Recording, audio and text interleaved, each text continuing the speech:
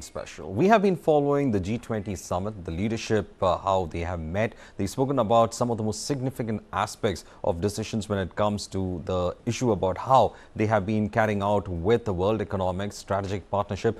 G20 being essentially a very economic bloc. Well, we have also seen a little bit of geopolitics also at play with the possibility of an India-Middle East-Europe corridor extended towards the United States. So with all this happening, today is the day when the One Future Summit will also be held. Recently, we did see how the One Future part of it, the Prime Minister has been focusing on with some kind of aspects given to green development, the need to look at climate change immediately and effectively, and at the same time he was also talking about development that reaches everyone and which is in fact human centric and does not degrade the environment. In the morning, we of course saw the world leaders at Rajghat paying tributes to Mahatma Gandhi, and at the same time all of them having a small chat just ahead before they went to the Bharat Mandapam, where the crucial One Future meet is going to take place. Well, to discuss what could be the possibilities of this particular meet, and at the same time what is the significance of what has already been achieved when it comes to the G20 presidency of India. Let us in fact see how this particular aspect of it is at play. Now, joining with me is Ambassador S.D. Muni, who is a former Indian diplomat. He in fact joins us and also gives us an insight into what the G20 meet could have been. We are also joined in by Ambassador Manju Seth, who is the former Indian diplomat as well. Welcome and good morning to you all. Let me first come to Ambassador Manju Seth first. How do you see the progress that we have seen in G20 right away? Because when it comes to G20 and India's presidency, yesterday we did see that there have been a lot of outcomes when it comes to G20, and we were statistically comparing it as well. Do you think this has been a much more effective G20 with a lot of outcomes put into place? And of course, it has been a hectic parling and a lot of negotiations on to get that Delhi declaration adopted. So a lot of hard work, in fact. Absolutely, lot of hard work, and it's quite remarkable the way everything has worked out, and the way the whole G20 has been conducted. The whole year we've seen this, events, and it's connected with the people. Everybody knows about G20. Earlier I think people didn't even know anything about it. But this whole, everything leading up to the G20 summit, there's been a lot of expectations, a lot of, enthusiasm everywhere. And I think, yes, as you mentioned, tough negotiations, tough parleys. And finally, I think the outcome has been very, very positive, very concrete. And another element which I feel has contributed to all this is the positivity, I think, of the US, which is key in as a G7 leading G7 member in the whole issue of the Ukraine war, and the bilateral meeting I feel that took place. I think, in my view, maybe that has had something to do with it, and because then after that it was the revised draft after he agreed and after everything was discussed between the two leaders. This new amongst the officials and diplomats, a new formulation was made, which was acceptable to all. And then, of course, there has been a lot of hectic parling to get everybody on board.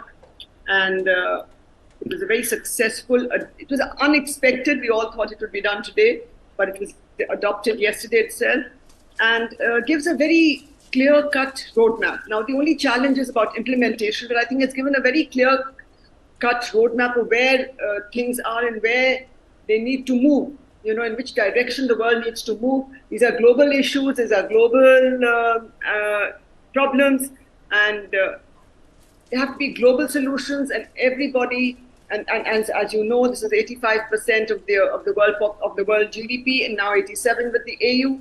So the majority of the leaders are here, and if all of them have adopted this and have committed to it, and they in turn implement it, I think it's going to be a very substantive and very successful G20, and better than previous ones. And we hope the future will make it go, in this direction. I think we've set a pace for it, and for the future. And I think all other countries in the future will also, I think, try and make substantive outcomes and substantive contributions to ensuring a better world. Let me get in also Ambassador S.D. Muni, who is also a former Indian diplomat.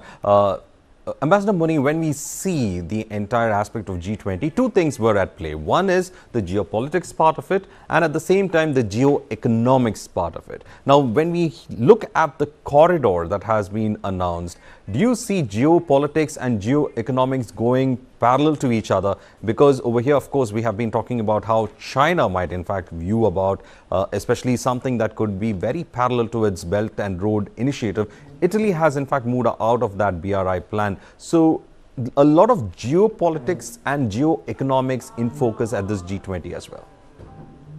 Well, we have been debating this question of geopolitics creeping into economic agenda and therefore struggling to have a consensus. Let me tell you that there is no economics without politics.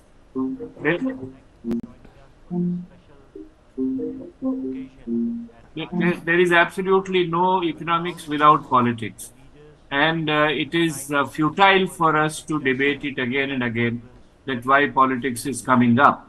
All economic interests are linked to national interest. National interest is decided by politics. Therefore, I think politics is an essential part of economic agenda. It crept into G20 way back in 2008. At that time, later on, Sherpas were appointed largely to manage the political affairs. Our problem has been the Ukraine war, and our problem has been the new polarization in the world at two levels. One is Europe, America versus Russia. The second one is US versus China. Now, these are the problems which have divided all the countries in G20 in the developing world, and therefore, it is becoming very difficult to get a consensus. And this is where I agree with Ambassador Manju that we have done a great deal in terms of bridging some of these polarization, divisions and differences. It has been a great feat of diplomacy. And I have been telling everybody that I, who come from JNU primarily, is very proud of the three background people who have worked very, very hard: Amitabh Kant, Jay Shankar, and Nirmala Sitharaman. All of them are products of JNU. So this is a personal moment of pride for me. It is a moment of pride for JNU and, of course, whole country and the whole world. Now, coming to China, see, when we talk of what you call the global South, the Chinese are also struggling very hard to grab the leadership of global South. BRI was one project of them, but even otherwise, they want to push out the unipolar world led by the US. They want to push out US influence, particularly in Asia, and therefore they are also struggling for it. Now, they have been given a strong message that they are not the only one player.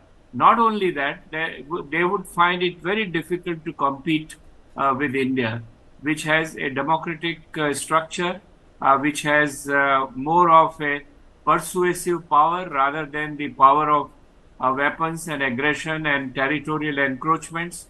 So I think you find that after G20 statement, the Chinese have kept a stony silence, largely because they don't have much to say and they don't have much to criticize either.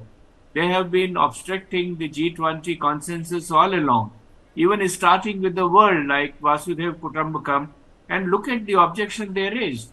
They raised the objection that this is a Sanskrit world. Sanskrit is not a United Nations language, though we can't have it. Now, this is India's presidency.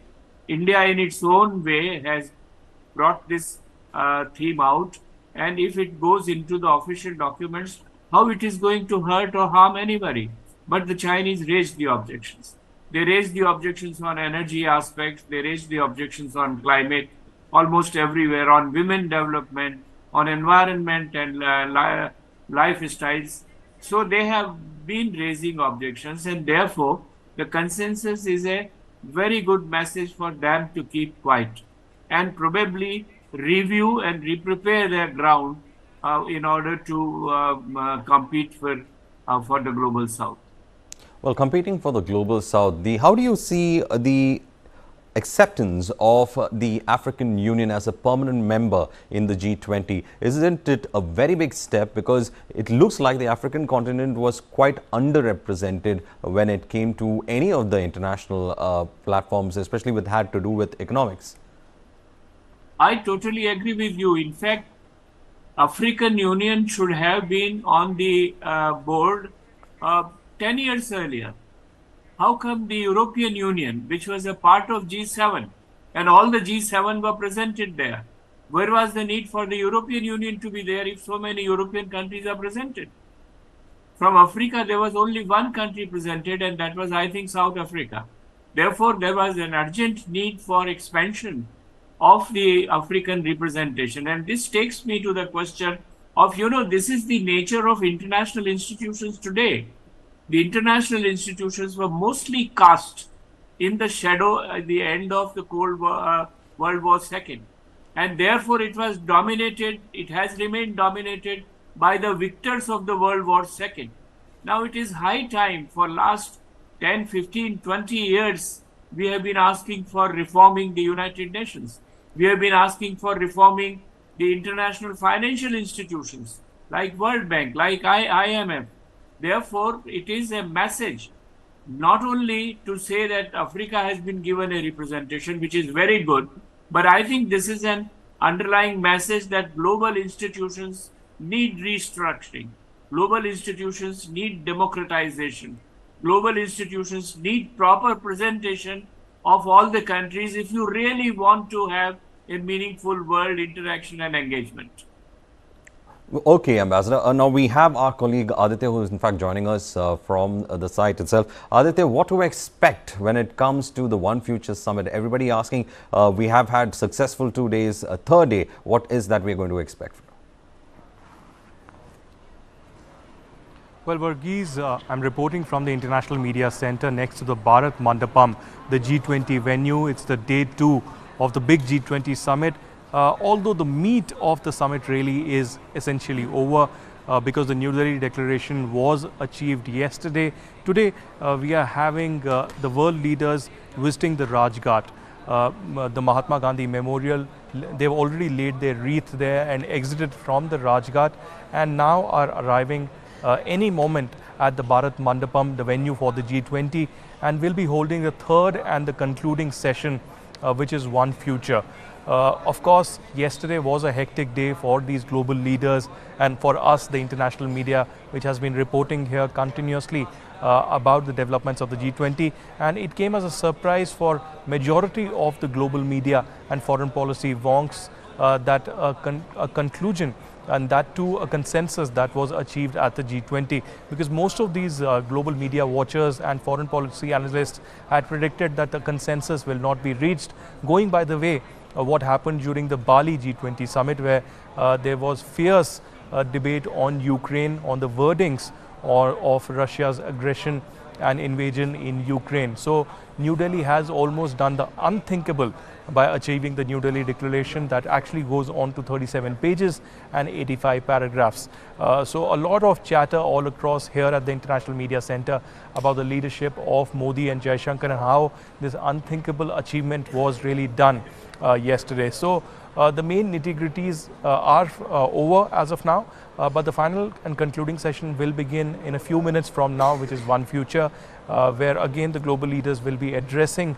And finally, the concluding handing over ceremony will take place, in fact, in which Prime Minister Narendra Modi will hand the baton of G20 to the leader from Brazil, because Brazil will be hosting the G20 summit in 2024.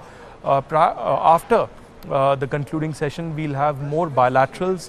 One of the major bilaterals is, of course, that of Indian Prime Minister and the French President Macron.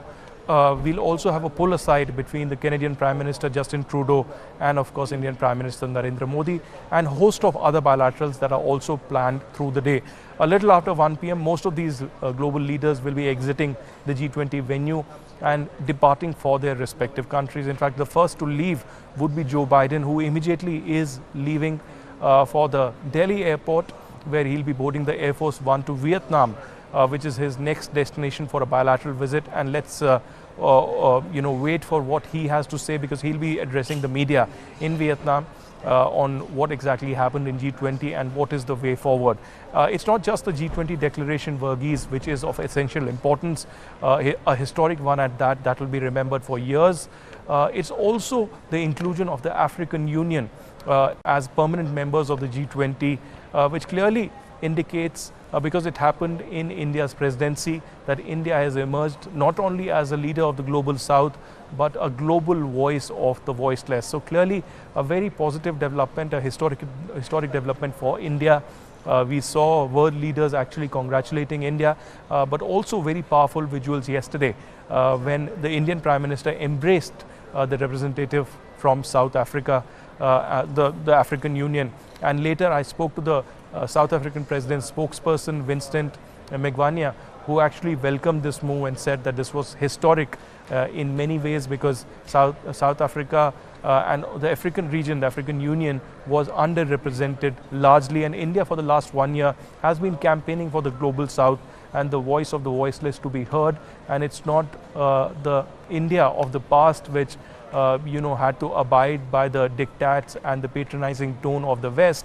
Now it's a new India, a new global south, which will make its voice heard at global platforms such as G20. So G20 in all, from here at the International Media Center at Bharat Mandapam, has been a massive, massive success for India. And as I said, Modi and Jaishankar's leadership has been praised, the leadership and the diplomacy provided by several of the diplomats of the G20 Secretariat has been planned, because it was one hectic schedule for the last entire year ever since India took over the presidency. There were 266 events that happened in 60 cities, including a very massive tourism working group meeting in Jammu and Kashmir. So clearly the path forward is something that we look forward to now until the next G20 that happens in 2024. But apart from that, while Putin and Xi Jinping made it a miss, the next big thing would be, of course, the Quad summit that will be hosted by New Delhi next year. And in all likelihood, we'll have the Quad leaders actually,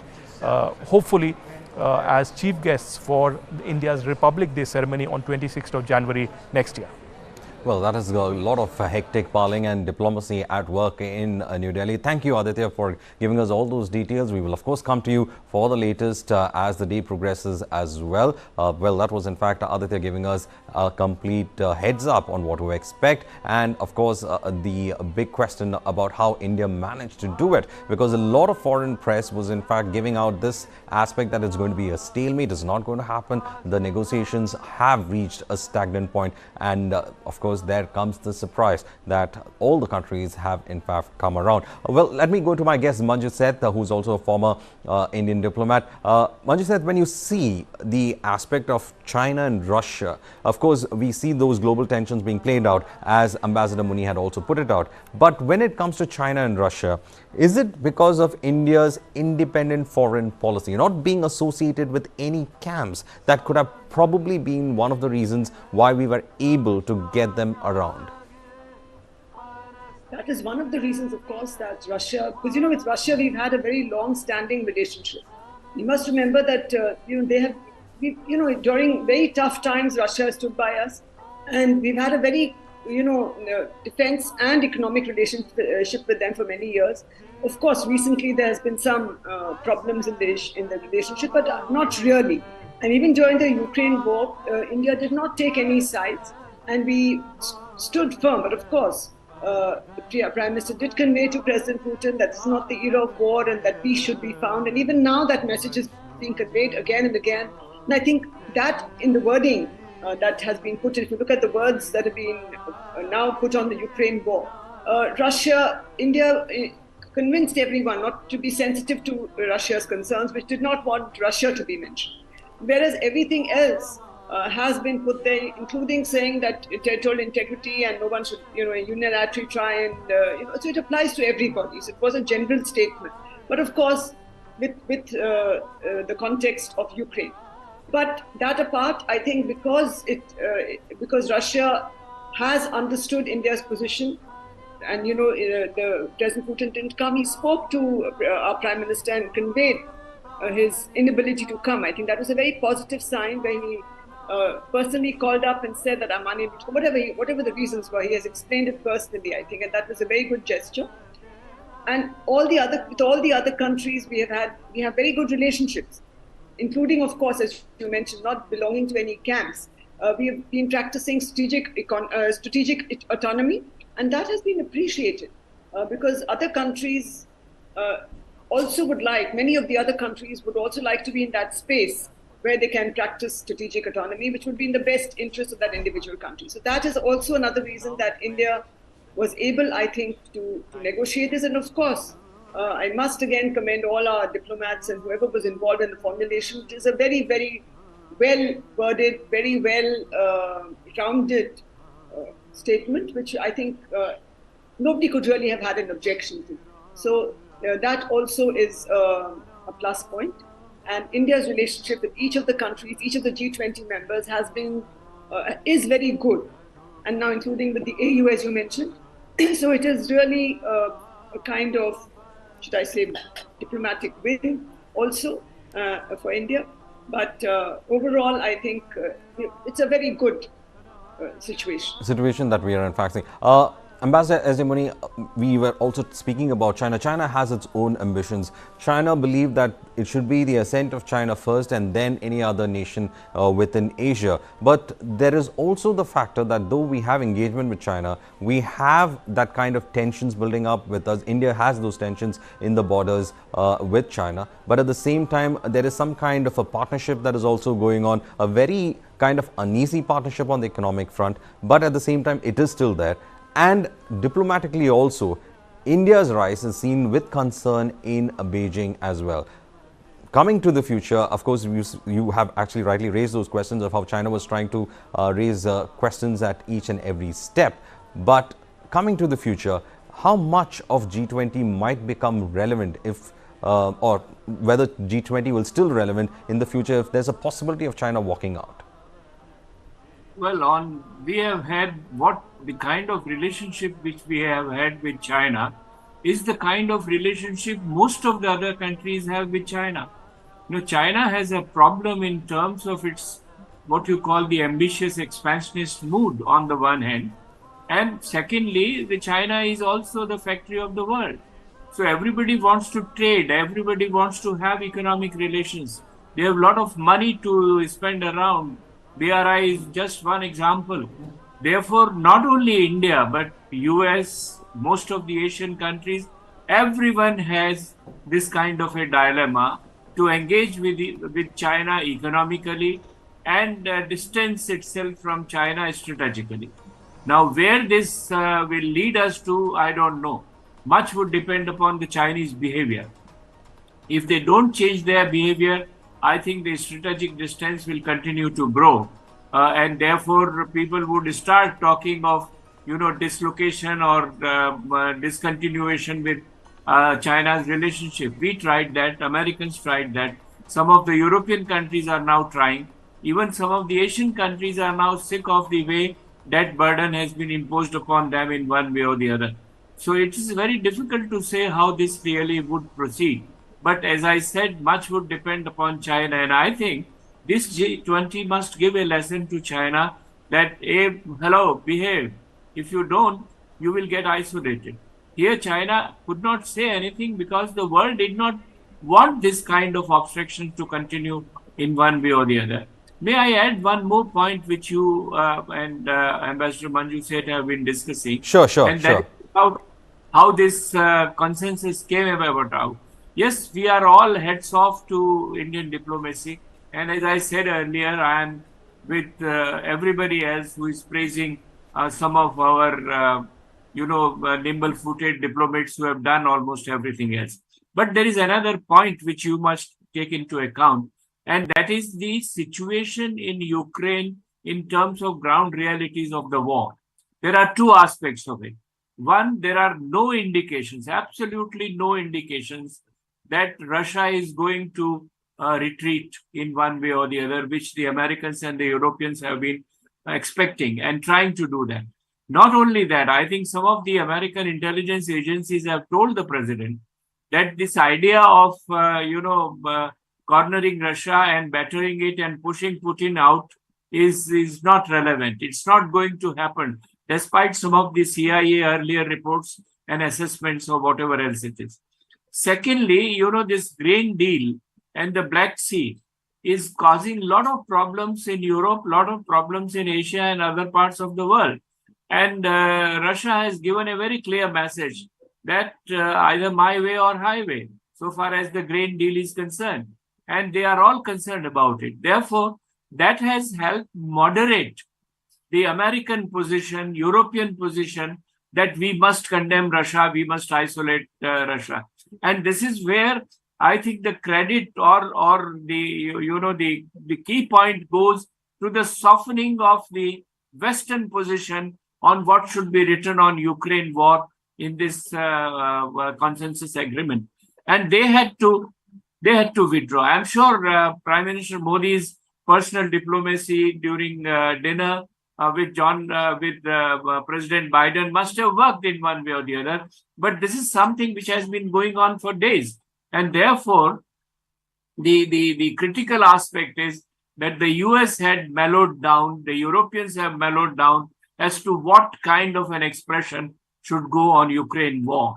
And that's, in a way, is an accommodation, I would say, of the Russian position that we should not be named as an aggressor. The rest of it is acceptable because they accept it even during the United Nations. So while we talk about Indian diplomacy, one of the reasons for the success of Indian diplomacy was the changing ground situation, ground reality in the Ukraine war. Well, ground reality in the Ukraine war. Well, let me get in Ambassador Manju Seth as well. Ambassador, clearly, one thing is for sure that the world is looking for an alternative to the Chinese, and they have seen that in India. The trade corridor that we've been speaking about, I had also raised it earlier. The trade corridor that we are looking at, Middle East, India, Europe, and then you further extend it to the US. This trade corridor technically runs parallel to the kind of initiatives that China has put in place. So, in a post-COVID world, a lot of geostrategic changes happening. India is now being seen as a possible, viable, and probable alternative for China. How much of it have we as a country been able to leverage when it comes to our diplomacy as well? I feel that we should not really do everything with a China lens. That's what I feel. Yes, we should see what is in our interest. And if it is in our interest and it's doable, I think we should do it. I mean, I sometimes feel that constant comparison or constant competing with China is not going to work for us. We have a separate, sort of vision for ourselves. And I think if we follow that and see what is in our best interest, and as I mentioned earlier, a strategic autonomy approach and a self-interest approach, while, as we have been talking in the whole G20, India has been projecting it as a common approach, which is good for the global good. Whatever we would like to do, we would like to do for our good, but also for the global good and also for the global south. So I think constantly comparing or competing with China is not going to work for us. Also, because if we're trying to become the manufacturing hub of the world and trying to take away everything from China, that is again not going to happen. We have to be very practical. It's just not going to be possible. Yes, we have to start step by step and see where are our strengths and try and move all those into the country. And of course, we have to see what are our strengths, play on our strengths, and try and give a good sort of, can I say, alternative to the China model, including for manufacturing, including for the BRI, as you mentioned, and investments and debt trap kind of thing. So we have to move away from, we have to learn, I think, from what China has done wrong and see what we can do right, build on our strengths, and build on how we can improve things and make things better for us, for the country, and for India, and for the people. Well, also, Manju said, since you brought the fact that we shall not look at from the China sense, one clear thing that I have also been trying to understand is that no matter how much of diplomacy and how much of wishes come from all these countries, why is it that we have not yet been able to crack the UNSC seat code yet? Because as Ambassador Muni was in fact saying, he was saying that it still reflects, the world reality of just happened after World War II. We have been asking the question of expansion of certain multilateral institutions, reforming some of those multilateral institutions to reflect the reality of probably a 21st century world, but that has not been happening. There's been a whole lot of resistance. The United Nations Security Council is one place where we have been asking for reforms for long to accommodate another group of 5 countries that represent the reality of this world when it comes to its geopolitics now. Why is it that there is resistance and we get only lip service, no matter, even in this forum, it's mostly lip service that we got about UNSC? Absolutely. UNSC is not going to be easy to crack. I think also, though now support for India has increased, India's stature has increased, but I think the veto wielding powers, including China, are not going to allow it to happen very soon. Because you do not want to let their hold on issues, on world issues, go as yet. But if you look at what's happening in the UN Security Council for the reforms and the UN reforms as a whole, from what I recall reading was that even the draft UN reforms, which India has been requesting and making a plea for, that they ought to be, at least a draft should be given so that all countries can consider, something should be done immediately. But I think even that draft has not been prepared. So there is a lack of intent, I think. There's a lack of purposefulness to make it happen as of now. But I think gradually, as India's position strengthens and the global south and the other 5 countries who wish to be there or who would like to be there, as their heft increases in world affairs, and the P5 also realize that it cannot carry on like this. It is only then, and that realization is going to be very difficult, because they will not want to give away, anyone who has power, who wields certain power, will not want to part with it. And I think that is one of the reasons why there's been very little progress on this. But I think with this G20 meeting and the changing geopolitical scenario and the shifting power focus which is taking place across the world, I think everybody is beginning to re-look at their stated positions. And I hope that, I'm being optimistic, but I hope that something will move even on the UN Security Council reforms, UN reforms, and on the MDBs, the multilateral development banks. Also, there has been some movement, and all the other countries are sort of at least looking to see whether the reform can be made, can be done. And I think that will happen, because it has to happen. Already some movement has started on the MDBs. And I think it's a step-by-step incremental process. It will not happen overnight unless the P5 decide and feel that it is in their interest to do so. Well, also let me get in Ambassador S. Muni into this. He was also a former Indian diplomat. How do you see, is it going to be very difficult when it comes to reforming the UNSC, seeing the challenges that we already have? Because no matter how long we've been speaking about it, expansion of the UNSC has been only just lip service from other countries. Look, I have served very briefly as a special envoy, lobbying for UNSC reforms and India's permanent seat there. On second thoughts, I tell you, the whole strategy with which we started and are still pursuing of incremental change of the UNSC will not work. We were forced to, abandon the veto rights. They said the new entrants would not get the veto rights. Germany accepted that. Japan accepted that, largely because of the Western influence. And then we were also forced to accept it. We accepted that. It's not going to work. I think now there should be a new and fresh movement, almost at the global level, to revisit the UN Charter. Everything else there has got to be looked into. There are certain institutions which have worked very well. UNESCO has worked fairly well. Economic Food Organization has worked very well. But you have to look at the charter, not only because India and Germany and Japan and Brazil are not admitted, or Africa is not admitted, but because the UNSC has utterly failed to resolve any of the world conflicts. Please name one world conflict which was resolved by UNSC. Secondly, some of the P5 countries have taken unilateral actions whenever and wherever they wanted. And this is exactly what they want to do even now. Therefore, it is the time to challenge the whole basic structure of the United Nations and revisit the Charter and see if some changes can be brought about. We can continue. We have been struggling for more than 25, 30 years for this UNSC reform. We have not been able to succeed anywhere. Whatever the lip services, rhetorical, diplomatic lies which have been perpetrated. Therefore, I think there is need for us to change the basic strategy and approach towards this question.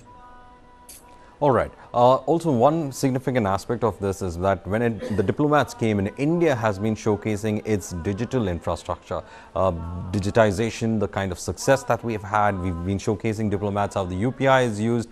It was quite interesting for a lot of them, even those coming in from the developed world. When it comes to digitization, one keen aspect has been looked into is about cryptocurrencies and its aspects as such.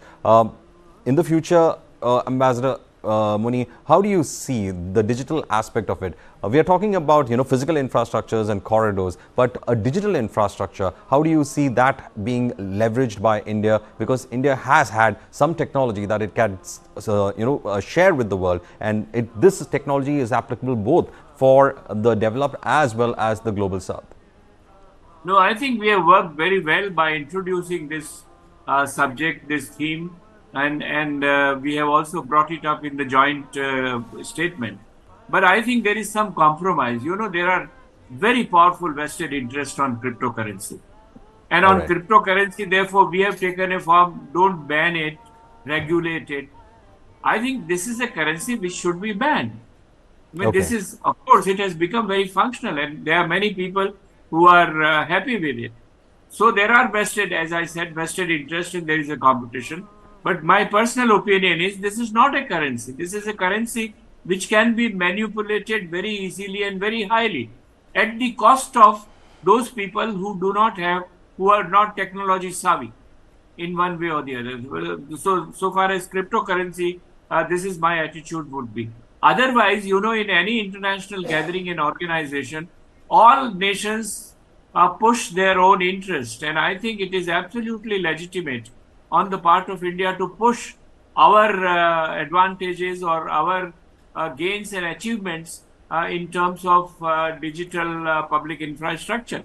And we have done it very well, showcased it during G20. I think it needs to be showcased at all other places, various places, wherever we get a chance. And I hope people are appreciating, because this is making life far more convenient and smooth. And therefore, I am all for it. That we must push it as far as possible. Well, also just visuals coming in about Rishi Sunak, in fact, going ahead and making that visit. Before he went to Rajghat, he did visit the Akshardham temple, and these are in fact pictures from that particular visit. Rishi Sunak along with his wife, they were both at the Akshardham temple. They met with the priests at the temple and took blessings, and also performed religious rituals at the temple before he headed towards Rajghat, and after that to the Bharat Mandapam for the rest of the third session. So here we have pictures coming in from Akshardham temple, especially with regard to Rishi Sunak and his wife visiting the temple. Well, it was a rainy day, of course, and this picture tells about the UK Prime Minister going ahead and having an umbrella and keeping his wife also within its ambit so that they are not wet in the rain. And here we see them at the temple premises, and at the same time inside the Sanctum Sanctorum going ahead and giving their offerings at the temple as well.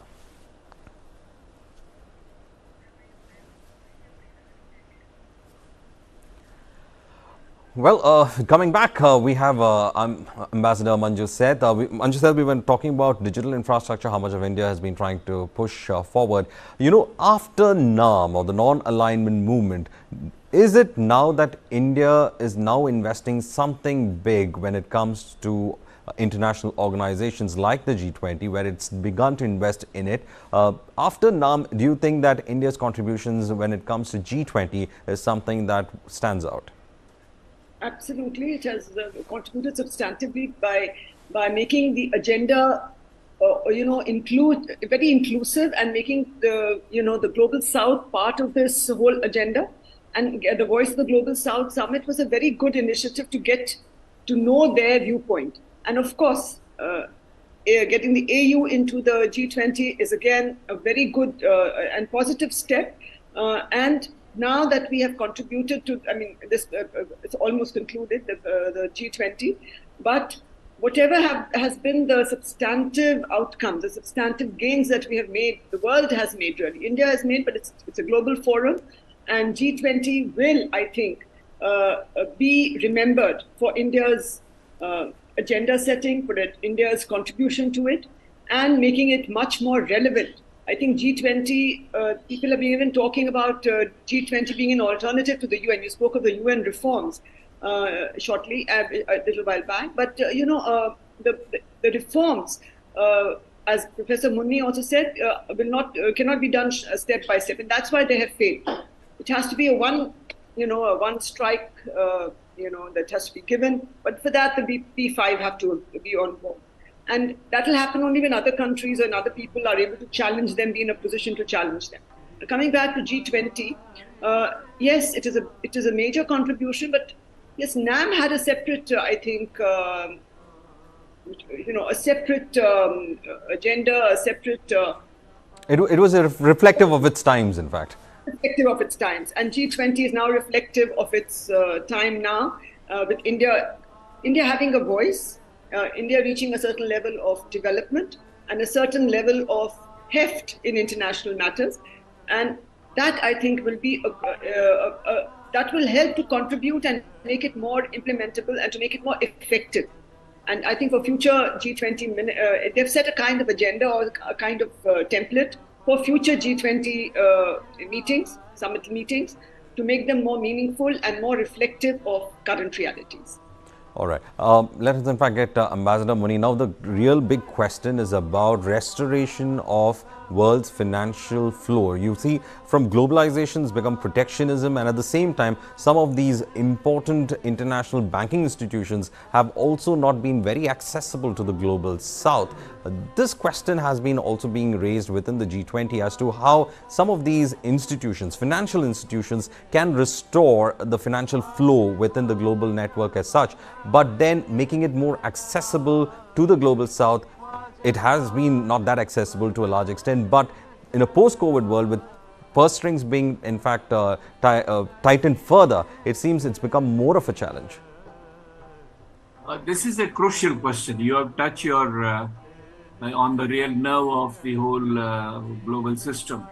See, I was told once by Amitabh Kant that there is almost $350 trillion floating around, largely in the private hands, which are looking for investments and putting in money there. Now, why this money is not coming to the areas where investments are needed, where infrastructure is needed, where development is needed? Largely because this money is looking for greater profits. And this is where, this is the real problem. You know, year after year, G20, year after year, earlier G77, non-alignment, everybody has been issuing declarations which are very attractive, very promising, very hopeful. Nothing gets implemented. Nothing gets implemented because money is not flowing to the area.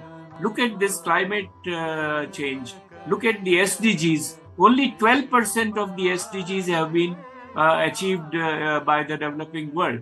Why? Because when you talk of transition of energy, you talk of transition of technology, money is needed, support is needed, which is not coming. And support is needed for poorer countries who cannot pay huge interests on it for a long time and cannot subjugate themselves to economic domination. Now, this is where the problem is, and this is really a problem of the divided world, inequality all around. And how to address this is, I mean, we can write clauses, we can write paragraphs to say this should happen, that should happen. Now, the whole question of multilateral development banks, from where the money would come. The N.K. Singh and others report has come and said that these are some of the ways. But those people who are sitting with the money, will they adopt this? So my problem with every international gathering is that one step is, of course, to have a document which is acceptable to everyone else. But the second one is that the timelines and commitments which are made in these documents should be implemented, brought down on the ground. And if there somebody has to do some sacrifice, some donation, some human approach, it is absolutely essential. Now, unless that happens, we have said that in G20, India has taken a humanitarian approach. If everybody else does not take it, things would not move. So I think this is where my problem is, mostly at the theoretical level, that unless this money flows into the areas which need the money very badly, you would not see a major transformation at the global level. Thank you, in fact, Ambassador S.D. Muniaz, for, in fact, giving us that insight onto the entire aspect of how G20 is, how much of India has done, and what are we going to, in fact, expect on it. It's been a fruitful discussions, and it has been quite an insight for me to understand the complications involved in it. Thank you, Ambassador Manju Seth, as well. Both of them former Indian diplomats who have rich experience on how the entire working of Indian diplomatic system has been, and who could give us that inside details as well as to how things would have been there when the Indian diplomatic fraternity cracked one of what could be described as a Gordian's knot when it came to diplomacy yesterday in New Delhi. Well, these are visuals. These are visuals coming in where Joe Biden, the President of the United States, his Air Force One is being readied at the Delhi airport for his departure to Vietnam. Joe Biden will be leaving for Vietnam. He wouldn't be staying in for the concluding session, but after the adoption of the Delhi Declaration is there. This is, of course, the visuals coming in with regard to the visit of Rishi Sunak to Akshardham Temple, and there we can see Rishi Sunak along with his wife being given a tour of the temple and its premises. Of course, it was light rains in the morning, and they have been taken into the sanctum sanctorum as well as the religious areas of the temple in Akshardham. And here the couple also being given a little bit of understanding on the nature of the temple, its architecture, and of course the belief systems that is there. Both of them did perform religious rituals inside the temple as well. These are visuals coming off the UK Prime Minister Rishi Sunak's visit to Akshardham Temple just ahead of his visit to Rajghat, and from there to Bharat Mandapam. So early in the morning, a visit by the UK Prime Minister. Meanwhile, Harshingla has in fact given a reaction. Let's listen in to what he had to say. Normally, in a multilateral process like the G20, this sort of negotiation is taken right to the end.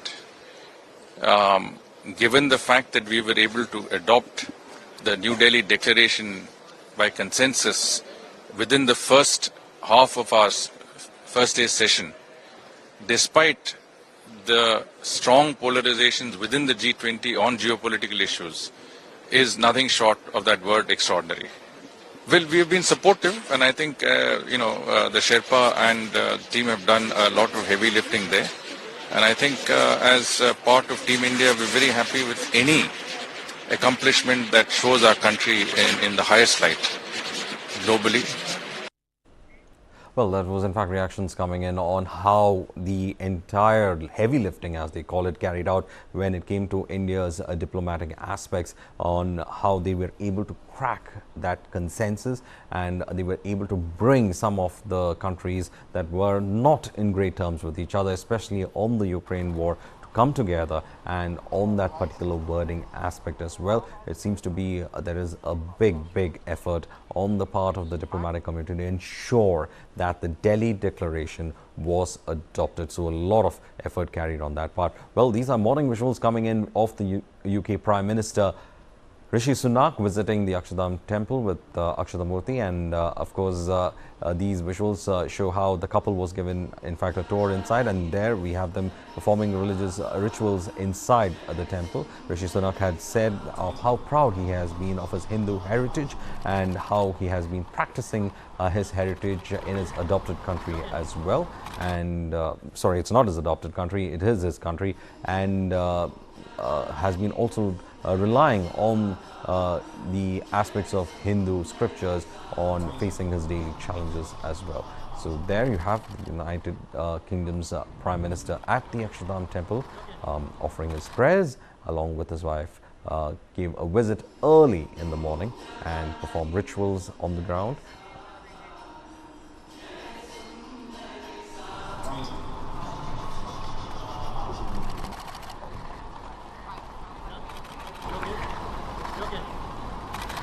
Meanwhile, the big aspect of this G20 meet has been about the admission of the African Union.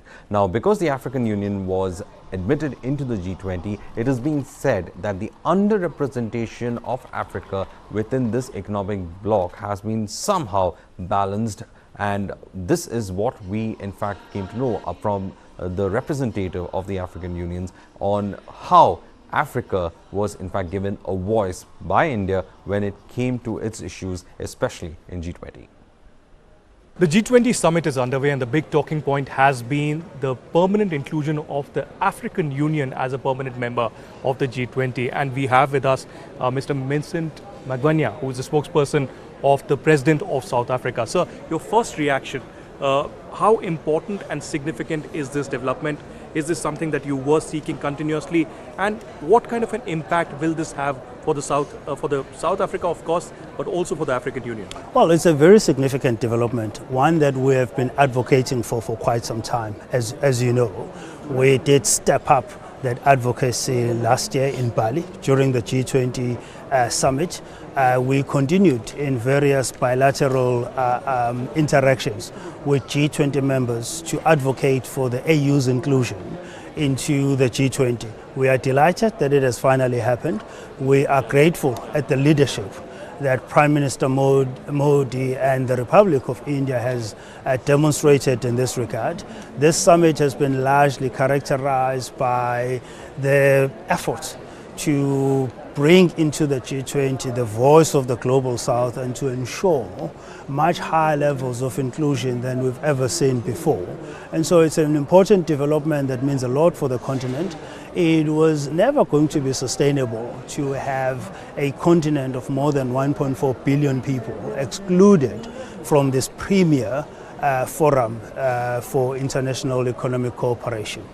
Well, you mentioned Global South, and this is a term that Indian Prime Minister Modi and Foreign Minister Jaishankar has been using continuously over the last 1 year.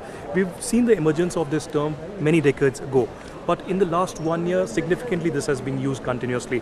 Do you think this is a term that West tends to ignore a lot, and do you think the emergence of the Global South means something at a time when we have turbulent times and Third World was ignored completely? And now Global South is something that is emerging and cannot be ignored?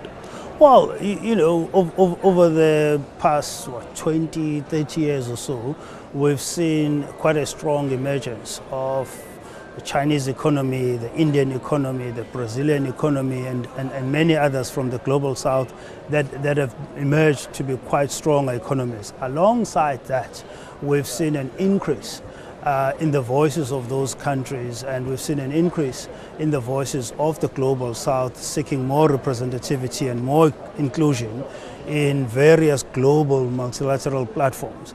And so it's a very important development. There is recognition globally that you cannot chart an agenda for the world or a direction for the world that excludes large parts of the world, whether you're dealing with climate change or you're dealing with security issues.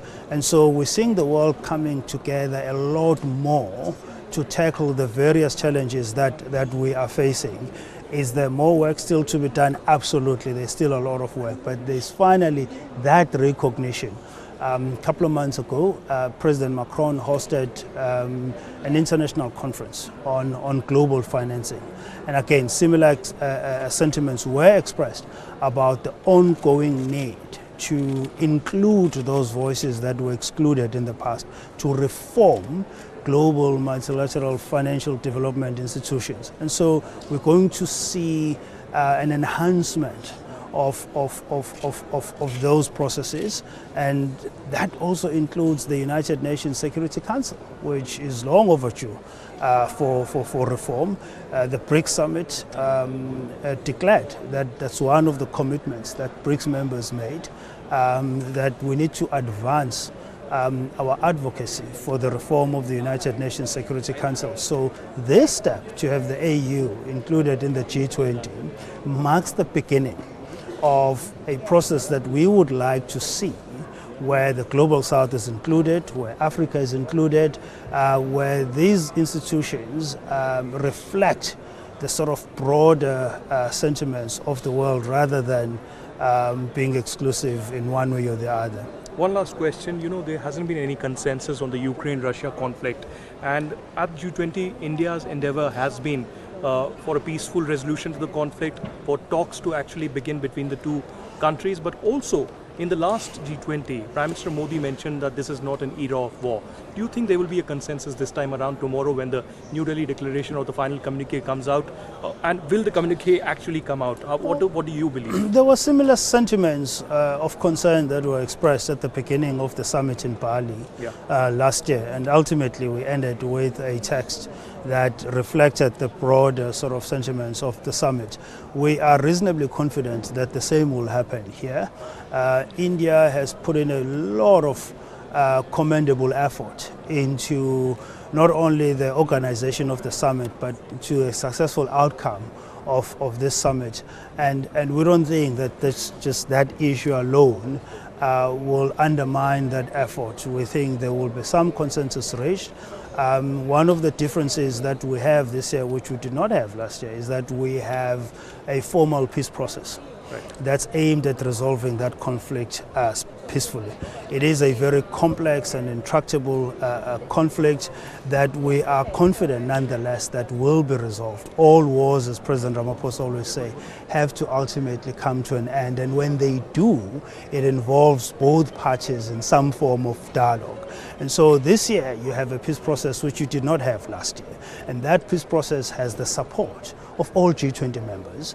That peace process, particularly the African Peace Initiative, has been discussed with leaders from across the world. President Modi was well briefed about it. President of China was well briefed about it, including the sort of heads of states from G7 countries.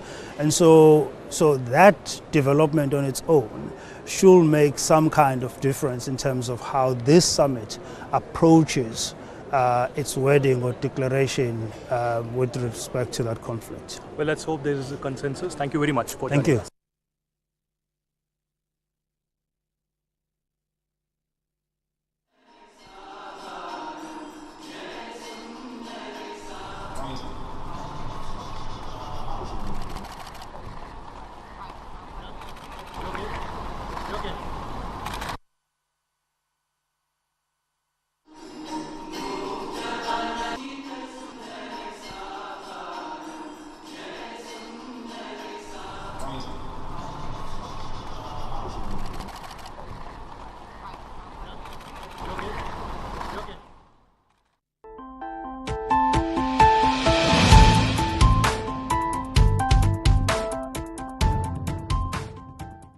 Hello and welcome. You're watching News9. We're bringing you all the live updates from G20 as the day 2 kicks in and the G20 delegates, heads of states gather for the final session of the G20 summit, which essentially talks about one future for all developing